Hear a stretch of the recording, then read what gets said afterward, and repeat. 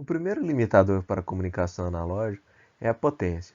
Isso porque o sinal, quando chegar no destino, ele tem que ter uma potência suficiente para sensibilizar o receptor.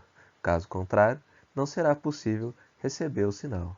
Conforme vimos no tópico anterior, no caso de utilizarmos um meio não guiado para transmitir esse sinal de comunicação, temos então que a potência no receptor será igual à potência transmitida vezes o ganho da antena dividido por 4πr ao quadrado, em que r é a distância do transmissor ao receptor e o ganho da antena vai depender do diagrama de radiação e da posição que o receptor está em relação ao transmissor.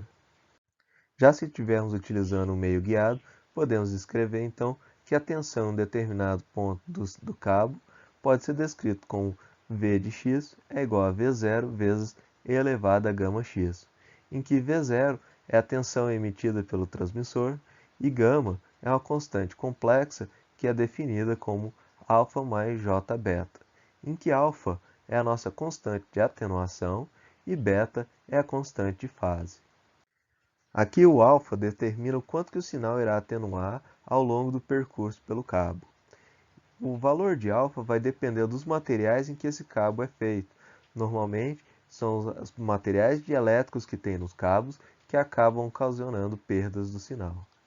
Por fim, nós temos o beta, que vai fazer com que cada frequência do sinal viaje numa velocidade ligeiramente diferente uma das outras. Então, se o sinal tem muitas frequências diferentes, essas frequências podem acabar chegando em tempos diferentes no receptor, isso se a distância for muito longa.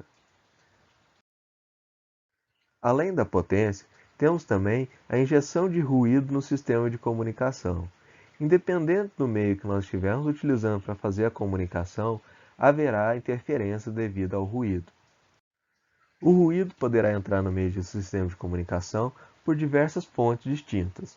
Pode ser devido a ruídos eletromagnéticos de fontes distintas, como, por exemplo, partidas de motores ou acionamentos de alta frequência, como também ocasionados pela própria estrutura molecular do meio por onde o sinal está sendo transmitido.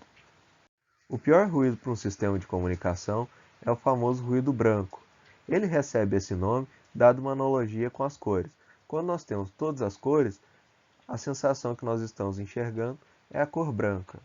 No caso do ruído branco, ele recebe esse nome pois ele tem todas as frequências possíveis que irão se propagar no meio de transmissão. Como o ruído branco tem todas as frequências, torna-se impossível a gente eliminá-lo, pois ele também irá ter frequências dentro da faixa de frequência do sinal que você está transmitindo. Então, não há possível criar um filtro seletivo capaz de apenas extrair o ruído branco. Todos os filtros que serão utilizados irão atenuar tanto o ruído quanto o sinal que nós estamos transmitindo. Isso limita, então, a distância entre o transmissor e o receptor, uma vez que, quanto maior a distância, mais ruído branco pode ser injetado no sistema e esse ruído não é possível de ser retirado. Dessa forma, a relação sinal-ruído vai caindo ao longo da distância entre o ponto 1 e o ponto 2 apresentado aí na figura. Aqui podemos ver então um grande problema dos sinais de comunicação analógica.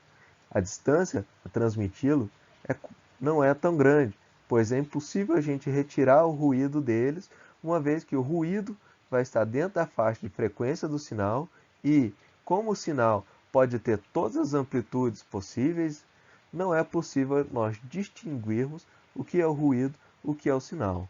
Dessa forma, se a distância for muito grande, a relação sinal-ruído vai ser tal qual será impossível de interpretar o sinal transmitido. No caso de estarmos vivendo um mundo ideal, em que não existe ruído e alfa e beta são iguais a zero, e a potência transmitida no sinal de rádio possa percorrer qualquer distância, o sinal analógico seria o ideal. Isso porque poderíamos enviar uma enorme quantidade de informação com um pulso com pequena duração no tempo, uma vez que esse sinal pode ter todas as amplitudes possíveis e cada amplitude pode carregar então uma infinidade de informação.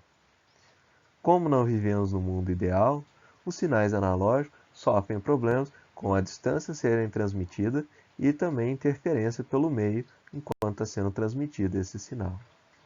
Sinais analógicos ainda são muito utilizados, principalmente na comunicação entre humanos. Isso porque os seres vivos e a natureza são formados de estruturas que respondem sempre de forma analógica. Os nossos ouvidos funcionam de forma analógica, a nossa voz é um sinal analógico, a intensidade luminosa que enxergamos é um sinal analógico. Então, a comunicação analógica é muito utilizada quando estamos relacionando a comunicação entre seres vivos.